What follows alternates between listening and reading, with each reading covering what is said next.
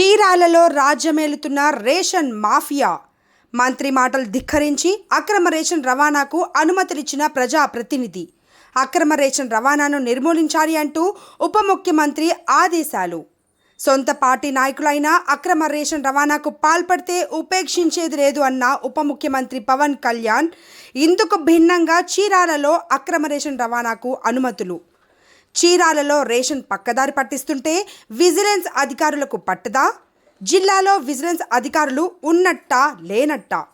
పేదోడి బియ్యాన్ని బ్లాక్ మార్కెట్కి తరలిస్తూ కోట్లకు పడగలెత్తిన రేషన్ మాఫియా ఎవరు?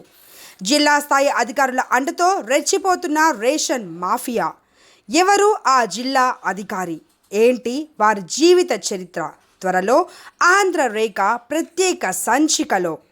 జిల్లా స్థాయి అధికారులు ప్రభుత్వం ఇస్తున్న జీతాభత్యాలు సరిపోకపోవడంతో రేషన్ వ్యాపారులతో కుమ్మక్కు.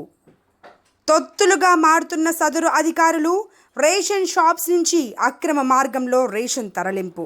పూర్తి వివరాలు ఆంధ్రరేఖ సంచికలో. అవినీతిపైన ఉక్కుపాదం, అది ఆంధ్రరేఖకే సాధ్యం.